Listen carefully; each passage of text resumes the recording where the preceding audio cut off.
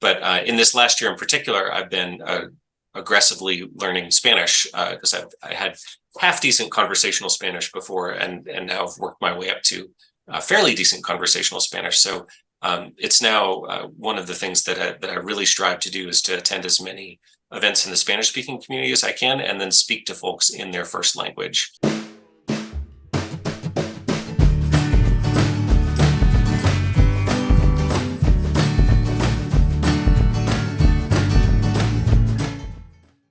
But if I am reelected, that is definitely something I would like to target next year in the upcoming term, is to reform our parking requirements, because we have antiquated parking requirements. They're enormous for some developments.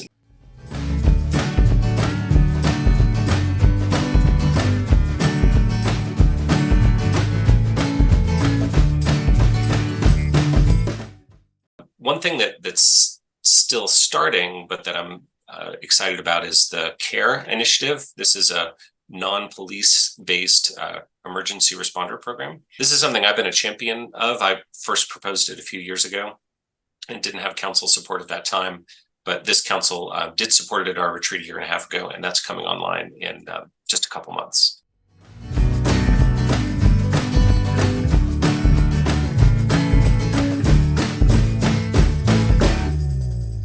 But what I found is that you have this ability to go out into the community and facilitate discussions and participate in community events, and that it's really meaningful to people. You can make a real difference in people's lives. We ain't throwing starfish here, now we're having a good party, talking about structural change. We believe the land is sacred, even beneath that vacant parking lot, where the weeds are doing their best to express the need for something different. Gonna make some space for you and me to live here all together. Gonna make it safe and fun for kids to get around the town. Gonna find me a residential pedestrian district where I can gracefully grow older. Gonna spend my remaining years sharing Boulder. Hello, Boulder and the wider world. This is the Sharing Boulder podcast. My name is Philip Ogren, and for episode 30, I spoke with Aaron Brockett, the mayor of Boulder. We talked about the all-new direct election mayor's race in Boulder and his candidacy in the upcoming election this fall. We talked about gun violence prevention, affordable housing, ranked choice voting, learning Spanish, the Diagonal Highway Corridor Project, and solutions for unhoused people in Boulder, among others. My goal is to interview as many mayoral and city council candidates as possible, and I hope you enjoyed this first Sharing Boulder candidate interview of the 2023 election cycle. Hello, Honorable Mayor Aaron Brockett. Welcome to Sharing Boulder. Hello, Philip. It's good to be here. Thanks for having me on. Yeah, I didn't know that people referred to you as the Honorable until I saw that nasty gram from the guy John Bauer from the FAA.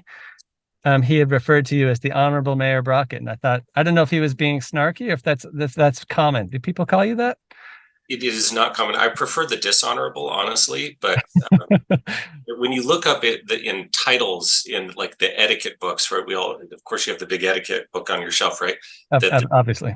For a mayor in the U.S., technically it's the Honorable so-and-so. Okay. But I get addressed that way very infrequently, which I prefer because I like to go by Aaron rather than some. So. Well, thank you, Aaron, for coming on the podcast. I wonder, this is a wonderful opportunity for me. I'm going to be interviewing all three mayoral candidates that I know about. You, Nicole Spear, and Bob Yates. And I thought maybe if you could just start off by giving your kind of standard elevator pitch of why you're running for mayor and why we should vote for you. Yeah, well, we're just getting started on the campaign, so I don't have a finely honed elevator speech, Phil. I can test things out here with your viewers. But, all right. Anyway, I've been on the city council for almost 8 years, and I've been mayor for the last year and a half. And in that time, there's a lot of things that I'm proud of that we've taken action on, things like gun violence prevention and adding affordable housing and attainable housing and more mixed-use, walkable neighborhoods, and making progress on our transportation goals, adding bike lanes and better transit service, and moving forward with helping those most in need in our city, adding dozens and dozens of units of permanent supportive housing.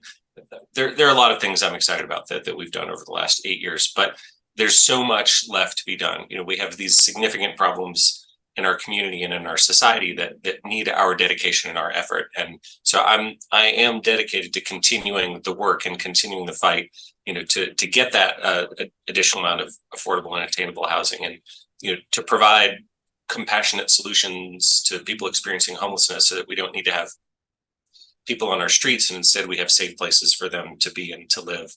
And to continue to work on climate action and climate crisis. We've got a 100% renewable electricity goal in 2030 that's doable, but it's not going to be easy. And so that's something that I'm excited to work on moving forward with that. And just advancing the causes that would make our city a more just and sustainable and equitable place in general. So, I'm running to make Boulder the inclusive place that it can be and that it deserves to be.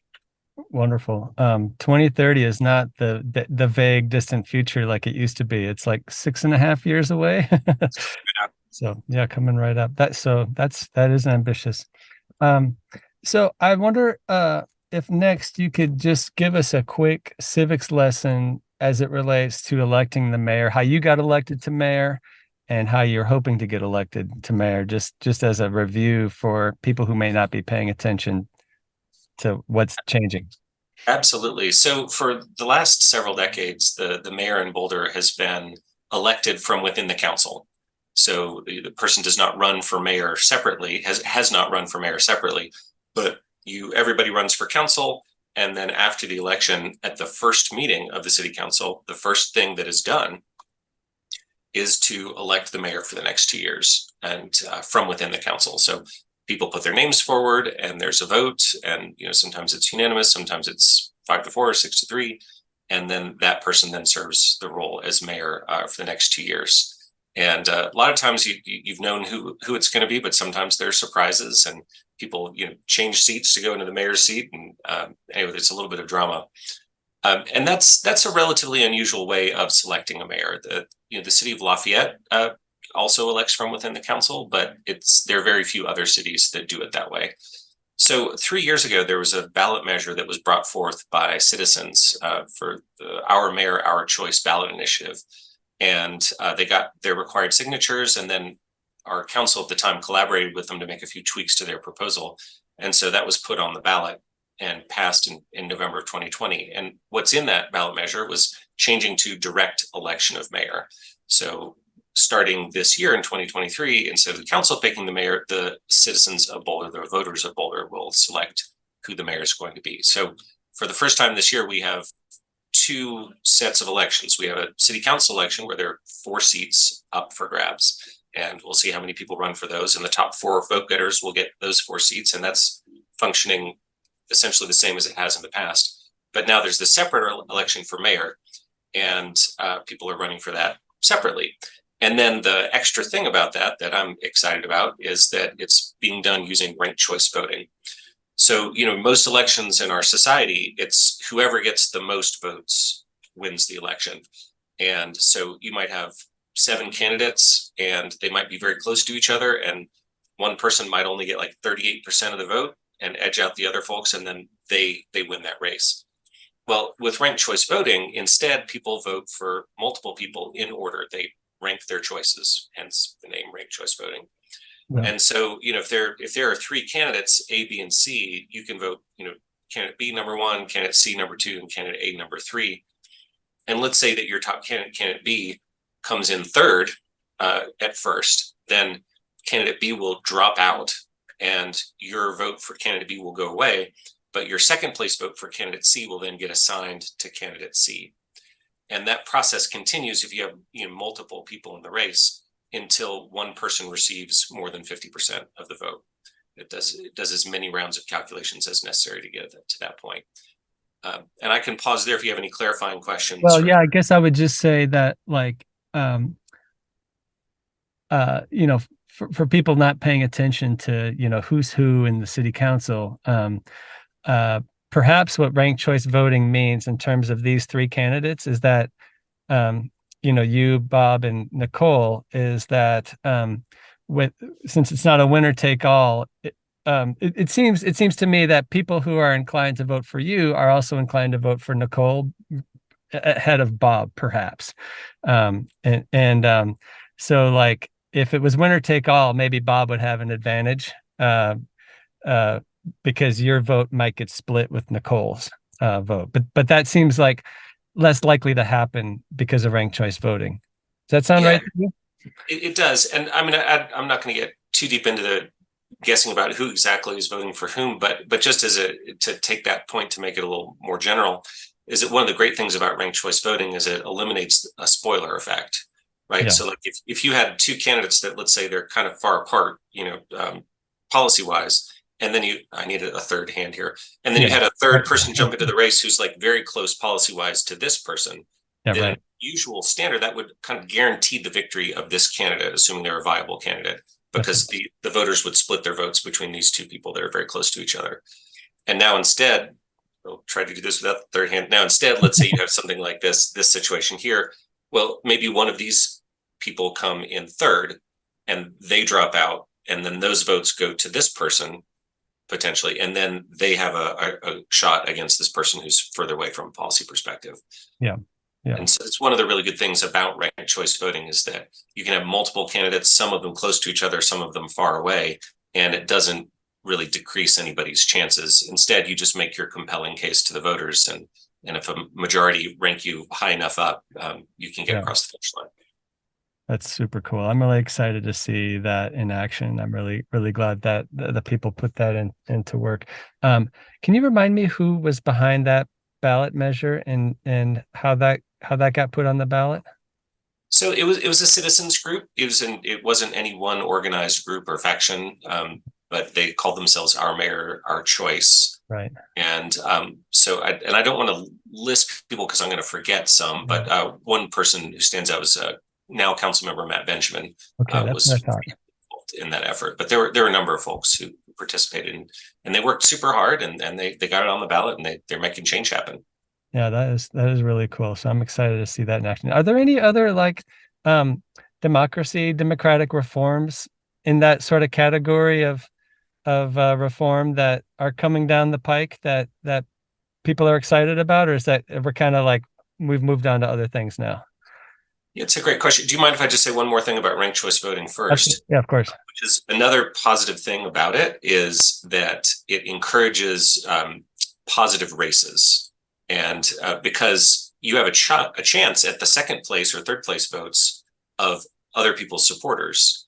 And so it really discourages attack campaigns and mudslinging and such, because if you go really hard after, one of your opponents, their voters are not going to list you as second or third or at all. And thing that they've found is in other cities is that it really increases the positivity of the campaigns. And we generally haven't had much negative campaigning here in Boulder, which I really appreciate about our political system. And I think it's going to help it keep going that way and actually be even better for the mayor's races. Yeah, well, I noticed the three of you were very friendly at the Raucous Caucus and being very, very polite and cordial to each other. I thought that was great. Yeah, well, that's my standard MO anyway. So, I really appreciate not having an incentive to act differently. I don't think I would, but it's to line up with my actual values. But you were asking about other electoral reforms that might be coming down the pike. And I would say that there's nothing like directly in the hopper right now, to switch metaphors. But one thing that's being looked at is how do we bring maybe it's ranked choice voting to the council races as well. Okay. And that is less straightforward because there are multiple people, you have multiple votes. And so it gets more complicated. And I think it takes a little bit more study and consideration about exactly how you implement that. And there are different ways of approaching it. There are kind of subtle differences in how you can approach that. And so that's something I'm interested in exploring in the city. And we've talked about having a working group kind of do a deep dive on what the options might be there and potentially make some recommendations. So if I am reelected this fall, that's definitely something I'd be interested in looking into. Very cool. Well, I guess it deserves just a quick shout out that we're switching to even year elections for city council, which has already passed. So that's not really coming down the pike, but it's like in the process of being implemented, and we'll we'll see that for the first time next go around. Not quite next go around, so they'll walk us through that as well. So normally council terms are 4 years, and going forward, eventually the mayor term will be 2 years. That was what was in the ballot measure. But for this election, all the terms are 3 years for both council and mayor, and that's to get us from odd year to even year elections. So people's terms from this fall will end in 2026 when we switch to even years. And then, but we have one more election before then, which is in 2025. So that's the last odd year election. And those folks, the mayor won't be up, but the council members in that election will also get 3-year terms. So the people elected in 2025 will get 3 years to get them to 2028. Okay. And then terms will go back at that point to 4 years for council, and the 2-year term for mayor will start in 2026. Okay. Well, I hope we're not putting our listeners to sleep with this wonky electoral stuff. But I just remembered one more thing that surprised me, and that is if you lose this mayor's race, you don't have a fallback option to be on city council. So why? Can you explain that, and why is that the case? Yeah. For the electoral stuff, I should have had a Katie Porter whiteboard where I could write things down and totally explain it that way. But So if I don't win this election, then I'm done with city council, and I'll ride gracefully off into the sunset and go enjoy a lot more hikes and travel and all that kind of stuff. You're not gonna deny the election results? Absolutely not. I will absolutely trust them. Our county clerk, Molly Fitzpatrick, does an amazing job, and her office is top notch. But yeah, no, I have been mayor, for the last year and a half, and I've seen how you can make a difference in that role. Because I think when you become the public face of the city as mayor, and so you don't have any more powers, right? Your vote is just one of 9. You facilitate the meetings, but that's not a power thing. But what I found is that you have this ability to go out into the community and facilitate discussions and participate in community events, and that it's really meaningful to people. You can make a real difference in people's lives by, like, say, going to a school group and talking to 9-year-olds about civics, and they learn a lot and they're excited, and they go home and they talk to their parents about how they learned about local government from the mayor, and but also being a channel between the community and the council, so that I'm out at events all the time, representing the city, and then oftentimes people will come up to me and they'll ask me a question about something they're concerned about or that's bothering them, and hopefully I'll have the answer. A lot of times I do, sometimes I don't. I take their contact info down, I go back and talk to city staff, get their concern addressed, write them back. So I feel like I've been able to make a real difference, partly on the policy side, but also just in terms of being an interface between the government and the city as a whole. And that's a role I'd like to continue in, and in that particular one. And if it doesn't work out, that's fine. I guess thank you for that explanation and description of your experience. But I was actually pointing out to something a little more arcane than that that the way the election is actually set up, you can't run for both. And that kind of surprised me. I kind of assumed that if you ran for mayor, it wouldn't necessarily preclude you from also running for city council. But I guess that makes it really kind of complicated to have contingencies like that. Yeah, and there were some disagreements on this. So when the ballot measure came forth, it included that provision that you not be able to run for both. And city council did collaborate with them on the final ballot measure, and we had some people advocate for being able to run for both. But the mechanics of it get really complicated. Like, do you vote for somebody twice, like for mayor and for council? Yeah. Which one takes precedence? And then if they win mayor but they don't win council, who gets selected to council? Or so there's some technical ways that it gets complicated, but also there was a feeling like, you should actually, if you want to be mayor, you need to just run for mayor and take that chance and that risk. You may have touched on this already. I had a couple softball questions for you. And one was just like, what are you most excited about? What are you proudest of your time as mayor that you kind of like look back and you think, man, I'm really glad I was part of that? There's a lot to choose from. I feel like we've gotten a lot done over the last 8 years. So I will call out some specifics. The passing the assault weapons ban is something I'm very proud of. which we did not once but twice. After the first time that we passed in 2018, it got overturned, actually right before the King Soopers tragedy. But then we went, after the state legislature gave us the clear ability to do so, we went back and passed a full suite of gun violence prevention measures, 7 of them, banning assault weapons, adding a mandatory waiting period, raising the age to purchase a weapon, and several others as well. So I'm really proud that we did that. We did it in conjunction with other cities too, and provided a kind of a new national model for how cities can work together to affect that kind of change. Okay, I'm sorry, but this is not an issue I've paid any attention to. I'm aware of it, but I'm kind of very focused on housing and land use issues. So what does a ban on assault rifles mean? Like people can't own them or can't bring them into the city, or yeah, so you can't purchase them. You also cannot possess them. So you actually are not allowed to carry around an assault rifle in the city of Boulder.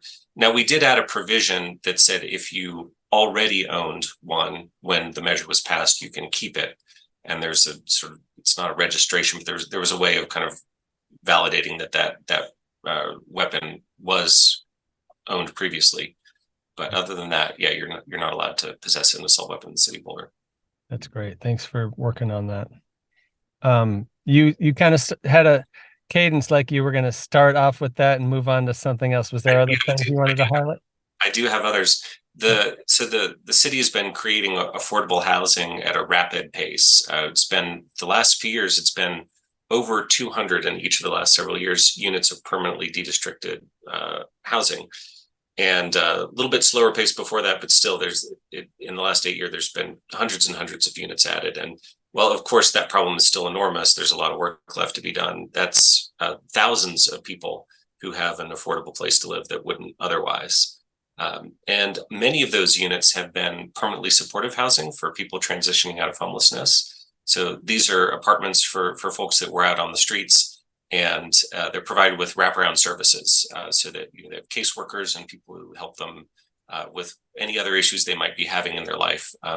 So it's a housing first model, and there are dozens and dozens of people who've gotten out of the street, off the streets, and into safe housing through those initiatives. And that's something I'm very proud of as well. One thing that's still starting, but that I'm excited about, is the CARE initiative. This is a non-police based emergency responder program. And this is modeled on the STAR program in Denver, which has been extremely successful. And it sends out an EMT, a paramedic, and a social worker as a team instead of a firefighter or a police officer to cases, calls that don't involve public health threats or threats to the public. And this has been shown to really improve outcomes on the calls and not need police backup. And so it increases the success rate of the calls, and then also takes burden off the fire department and the police department so that they can work on more serious calls that they're distracted from otherwise. So this is something I've been a champion of. I first proposed it a few years ago and didn't have council support at that time, but this council did support it at our retreat a year and a half ago, and that's coming online in just a couple months. I'll just mention one other thing, which is transportation changes take a very long time. There's nothing apparent on this one, but we have a bus rapid transit project from Boulder to Longmont that we've been working on for many years. And just last week, we got the $25 million federal grant that fully funds the project. And so this is going to be a separated bus lane within town, and then at all the major intersections along Highway 119, so that buses will be able to slip past all of the stop traffic. And it also includes a regional bikeway. So there'll be a grade separated bikeway between Longmont and Boulder. If you've ever tried to bike on the diagonal highway, it's terrifying. Yes, it is. It really not the safest feeling. No, absolutely not. But with the advent of e-bikes, that's a very doable commute or journey. Yeah. And so regional bikeway, I think, is going to make a huge difference, and it's going to speed time up for everybody who travels on that corridor. So while that won't be complete for several more years, the most important part is getting all the money lined up. Yeah, and congratulations. So that was huge. I was part of a lobbying delegation a few months ago to Washington, D.C. to lobby for this specific grant, and it's really exciting to see that come through. That's great. Well, as someone who commutes regularly on the US 36 bikeway, the prospect of having another one on going up to Longmont is wonderful. I go up to Niwot frequently, and so that's really great. Um, just to circle back, when does the CARE program go into effect? When will we start seeing those kind of service response calls that you described?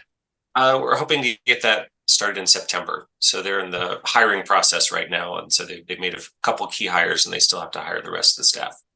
Awesome. Awesome. Well, that's all very encouraging. Thank you for that. Okay, so one more softball. What are you kind of most frustrated by from your time on city council and as mayor? Like, I'd say that the most frustrating thing is the pace of change. Getting things done takes a long time. yeah, And that's been built into our processes for a long time. Like we've erred towards the cautious side on the city of Boulder. There have yeah, been some good reasons for that, but when you're trying to work on problems that people are suffering from today, it would be great to get changes made sooner than that. And then we had that true already, and then COVID hit, and it was all about emergency response to that crisis.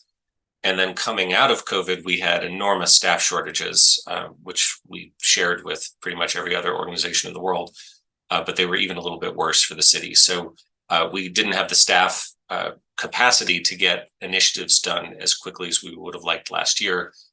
Fortunately, those staff shortages are finally easing up, and the pace of change is coming more rapidly. And I'm looking forward to getting a lot of additional ordinance passed in these next few months that I think are really going to make a difference for folks. cool. So, well, one thing I wanted to ask about that is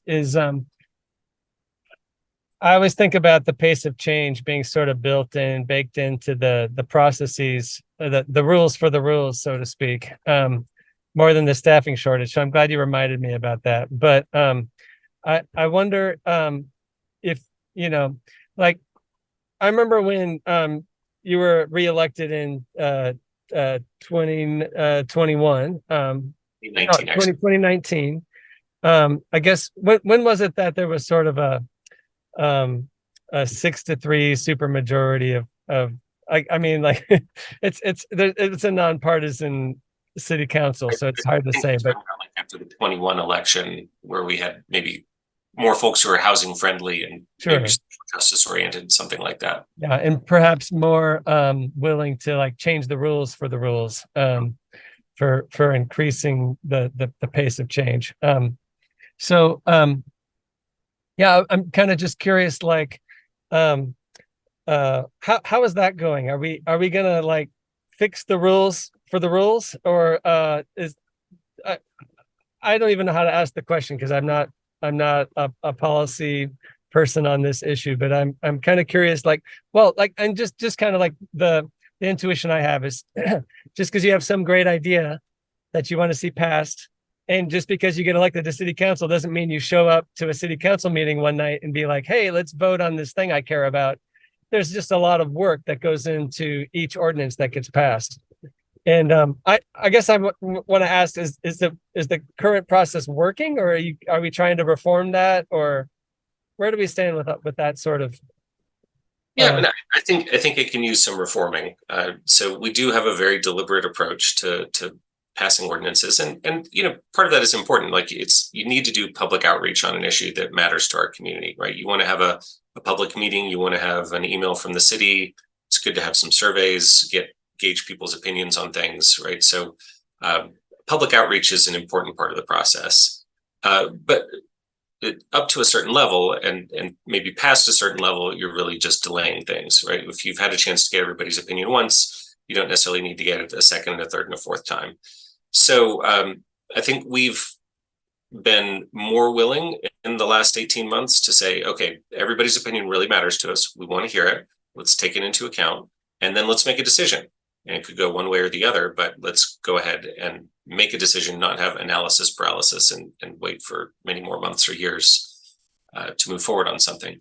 And one thing that we've done as well is a lot of the things that we work on are in the planning department's area.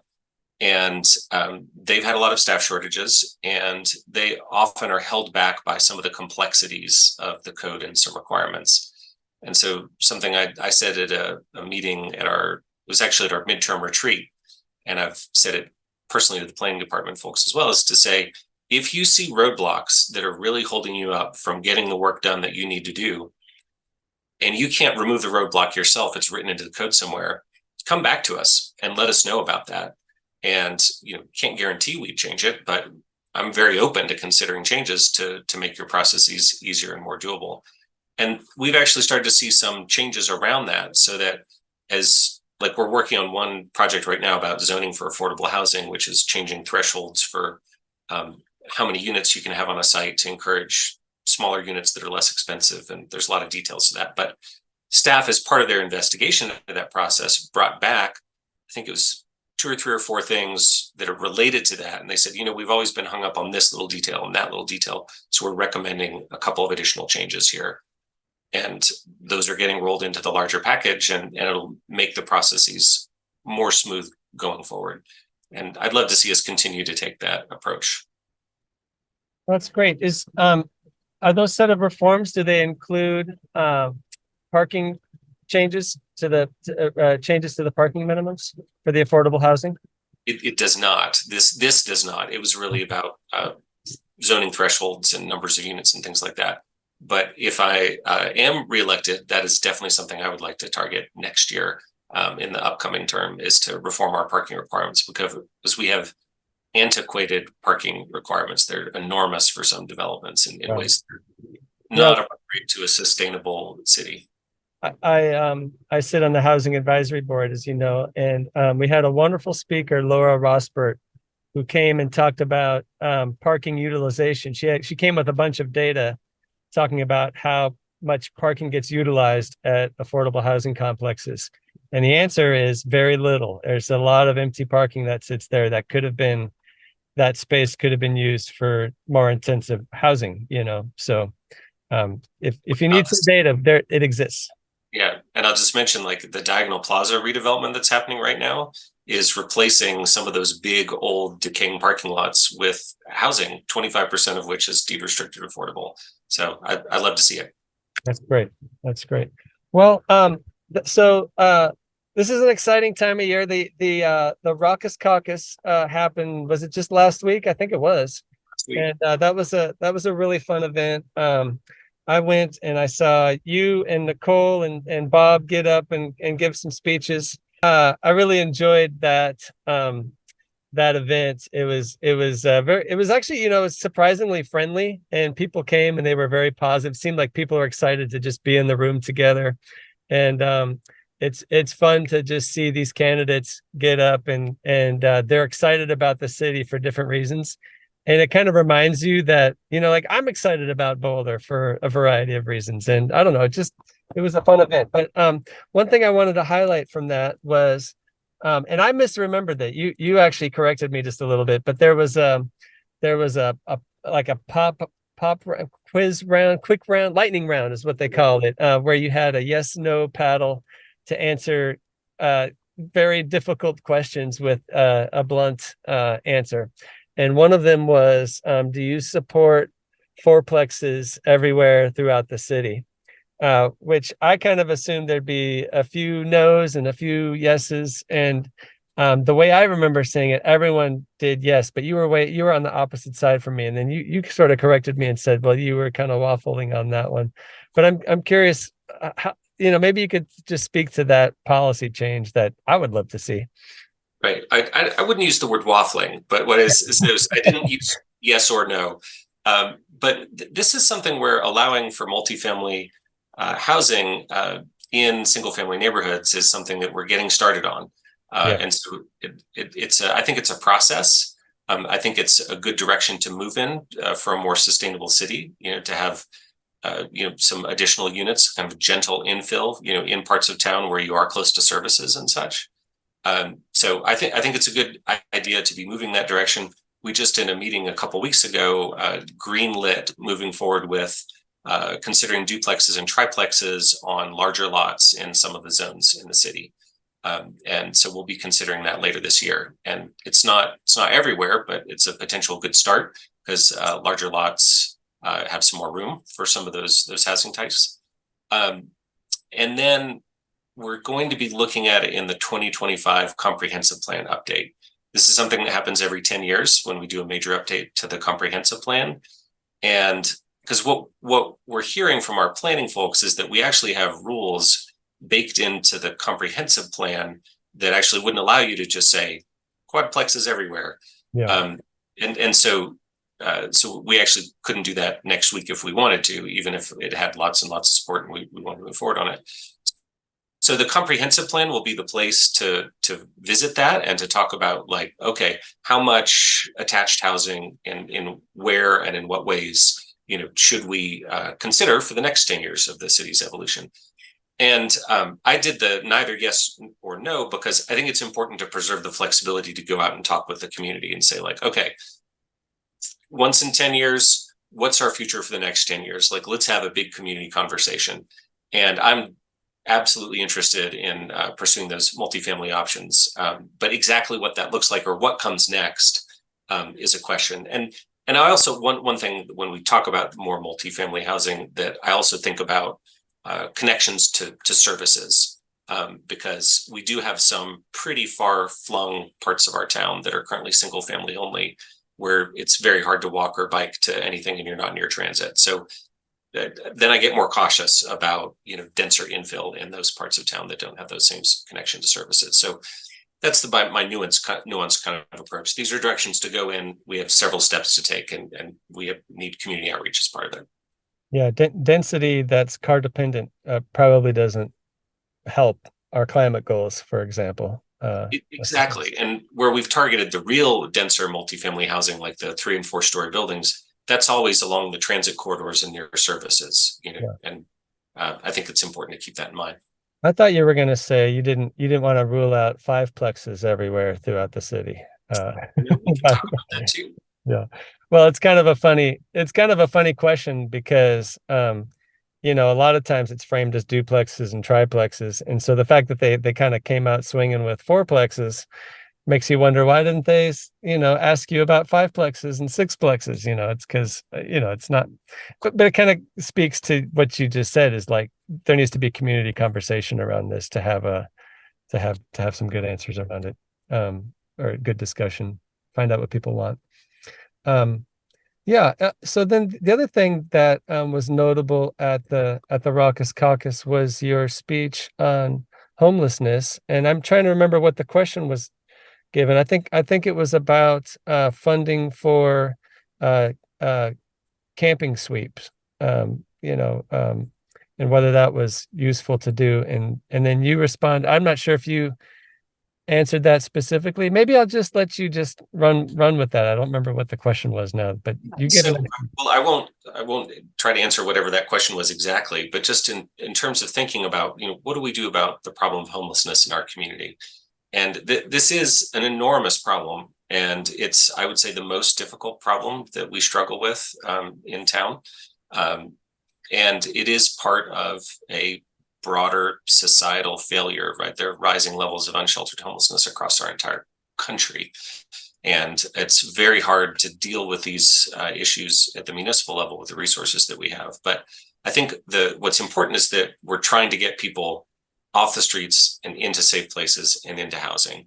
And so we're bringing our day services center online in the next few months, which is going to be a good step forward, give people a safe, warm place to be instead of being on the streets or in the library. People are welcome to be in the library, but its primary purpose is not as a place to stay all day, check out a book, that's great. But instead, this will give folks a place to go where they can get a warm shower and a hot meal, and then take that next step on getting housed, whether that's getting a birth certificate so that they can apply for disability benefits, whether it's connecting with a mental health provider to help with a mental health issue.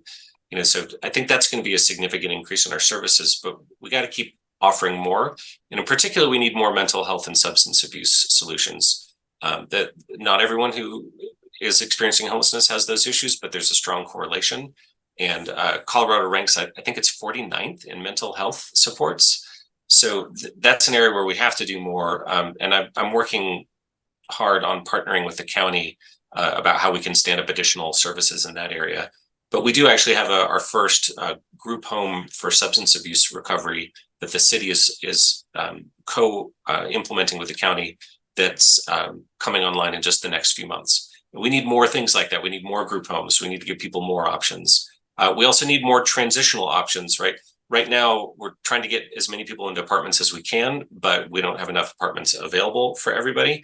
So there are things that you can do more quickly and at a lower cost, such as safe outdoor space like they have in Denver, which are these heated ice fishing tents where people can stay with communal kitchens and bathrooms, or tiny home villages, which Denver has implemented very successfully. Longmont is in the process of putting one together that's almost done now up in Longmont.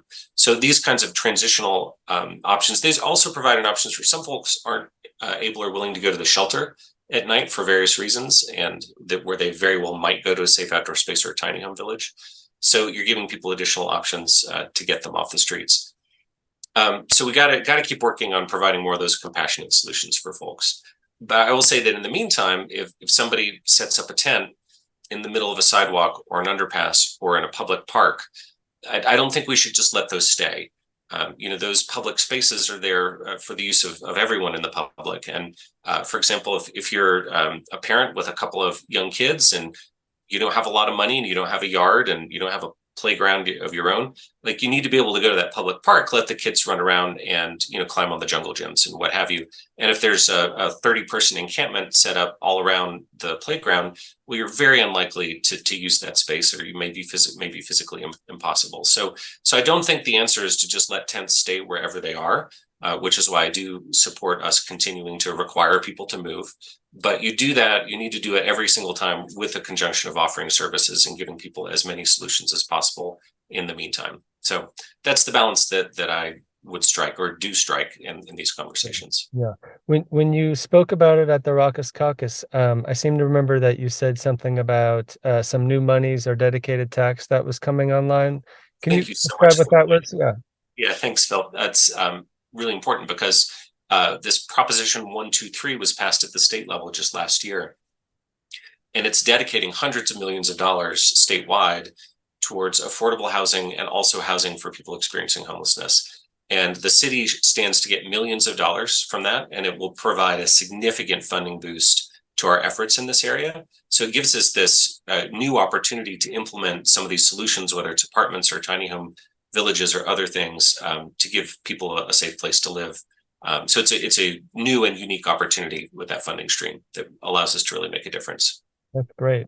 So will that go to like the CARE program, or is that more likely to go towards building new permanently affordable housing like SROs or something like that? Or yeah, I think it's more in the housing area. Okay. I think less on operational programs and more on housing. But it's a complicated measure, so I'd have to delve into all the details to be precise in answering the question. Okay. Well, thanks for discussing that. All right. Well, I've got just a couple more things for you. One is I want to channel David Adamson for just a moment, who was early supporter of the podcast and helped out with a bunch of the early episodes. He, as you know, he is doing this fantastic visionary work of trying to put some denser housing across the street from his own home. And I love everything about that project in terms of it doesn't challenge the neighborhood character. It allows you to build a footprint that is similar to a large mansion that routinely gets built there, but allows more people to live there with covenants in place to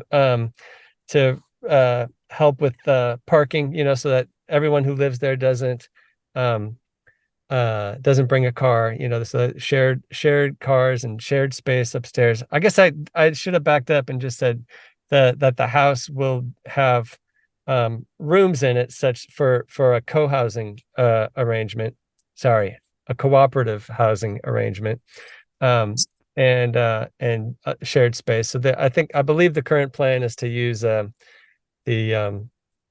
city charter, the city ordinance for co-housing. But I'm sorry. Cooperative housing. I'm sorry. Yeah, cooperative housing. I don't know why I don't confuse them in my mind. I just confuse the words. Um, but he's had a lot of difficulty pulling that off. I really am sad that the micro condos option wasn't possible. Um, and I'm just curious if there's anything at the city level that would make a project like that easier, or is there any appetite politically or mechanically speaking for housing pilots like that? Is there anything else going on that's similar to that we might look to in the next coming years? Well, there's nothing queued up right now, but I've talked to David about this idea for many years, and I've always supported it. I've always thought it was a great idea, and would love to see it get implemented.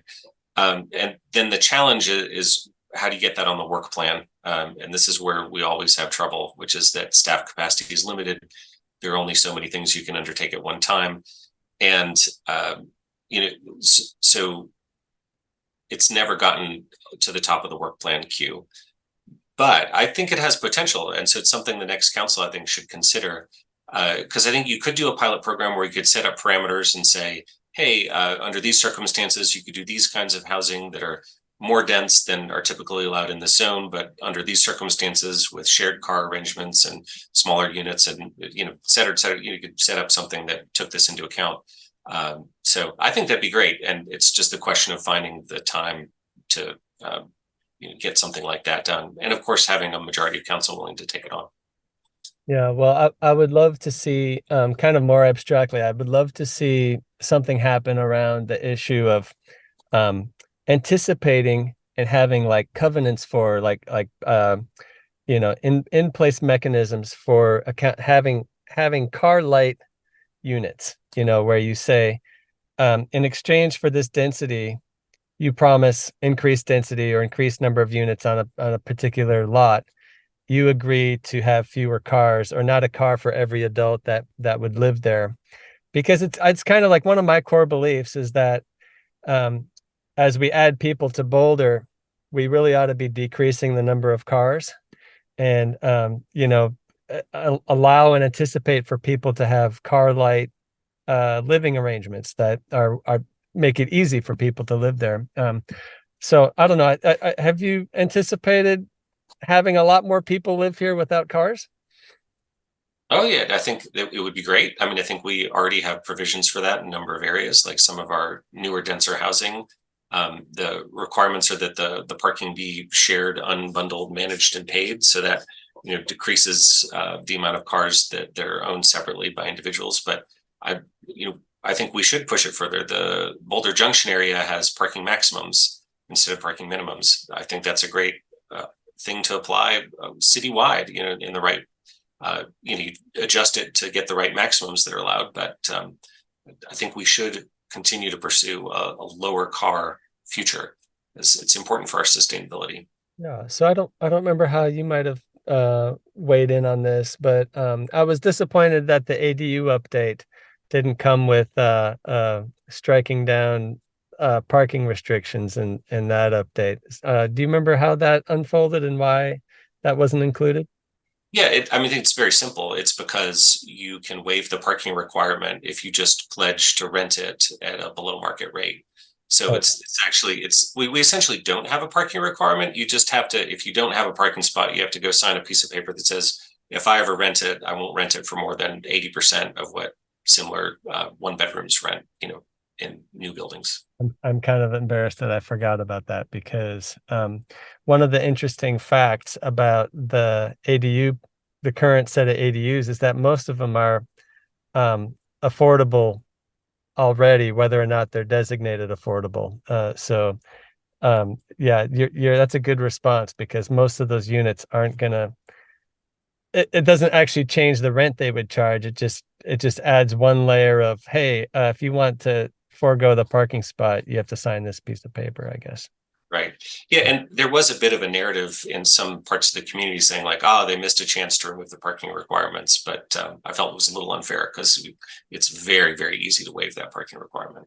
Oh, that's great. Thanks for reminding me of that, or kind of updating my own little narrative I had kicking around in my brain. Sure. Um, Okay, well, I've kind of gone through my outline of things that I wanted to ask you about, and we're near the top of the hour of the interview. Um, so I think maybe I'll just let give you a chance to say anything else that's on your mind. Yeah, can I address one other topic that we haven't had a chance to hit yet? Yeah, sure. Well, so one of the things that I've been passionate about in my time on council and as mayor is outreach to our immigrant communities. So I've spent a lot of time with our Nepalese community, which is our second largest international community here in town. We have a substantial Nepalese population. And so I have some good friends in that community and support them whenever I can. Some great folks over there. And then, of course, our largest international population is our Latino community, many of whom are Spanish first speakers. And so I've always done what I can to visit and support folks in that community. But in this last year in particular, I've been aggressively learning Spanish because I had half decent conversational Spanish before, and now I've worked my way up to fairly decent conversational Spanish. So it's now one of the things that I really strive to do is to attend as many events in the Spanish speaking community as I can, and then speak to folks in their first language. And I think that kind of outreach is really important because those are folks who often aren't included in the city's decision-making spaces. And so when I talk about connecting people to city government, that's been one of my big initiatives is connecting more with our Latino and Hispanic Spanish-speaking populations, and something that I'm excited to continue to do if I'm reelected. That's great. So that was a little hand wavy for me. I'm kind of curious, like what's something that stands out of what you've learned by kind of listening more carefully to those communities? Well, I think there's some different sets of concerns, and I guess part of it is about like having children who are language learners, right? That's a more challenging situation at school. And so BVSD does a great job in doing bilingual learning. Like I visited Columbine not long ago in a bilingual Columbine Elementary in a bilingual class, and there's some great teachers there doing good work. But when you have parents whose kids need more resources and they're maybe working overtime to make enough money to afford town, and maybe their English isn't perfect as well, these are folks that need some additional supports that folks who are maybe English first people don't need as much of. So this is something where we've been adding translation services to our city more and more. We have our first Spanish-speaking board member on the Human Relations Commission, and we're adding more and more Spanish services when we go out into the community. So I think that's just incredibly important because these are folks who need more support than maybe some other people in our community.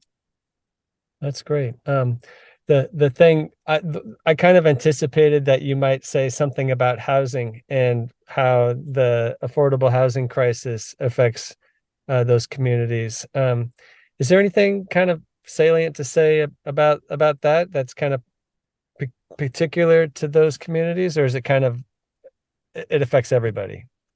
I mean, it does affect everyone, but our more recent immigrants kind of correlate somewhat with folks who have lower income brackets. So it is a particular problem in some of the immigrant communities, and it's one of the reasons why our affordable housing efforts are so incredibly important.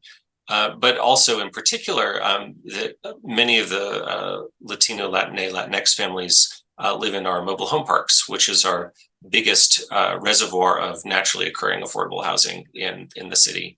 And so supporting those communities is incredibly important. And the council over the years has done many things to improve our support for the mobile home parks. And it's extremely important that we continue to do that. And there's some particular infrastructure challenges in some of them that I've been working on finding ways to help out with. We've had some great successes at the Ponderosa Mobile Home Park, but we have a lot further to go with, say, Orchard Grove, which has an aging water system, or San Lazaro on the edge of town, which also has an aging water system and needs to be annexed to the city and helped with their infrastructure. So that's a huge way of supporting some of our immigrant and as well as other low-income folks in town. Well, I have followed that Ponderosa project where they've been adding kind of permanent structure houses, multifamily houses there. and I believe that are some of those like modular home style buildings that we're contemplating ramping up with the housing factory on the BVSD property on East Arapahoe. That's exactly right. Yeah, because what we're doing is it's this 20-year project essentially is we're building new housing along the western edge. And then folks who want to are moving from their mobile homes into that new multifamily housing. And as they do that, their mobile homes will be replaced by new fixed foundation housing. And they will be modular homes built in the modular home factory that's being built over on the BVSD property at 63rd Street.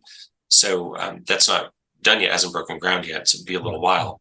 But for the first number of years, the modular home output from that factory will go to families in the Ponderosa Mobile Home Park.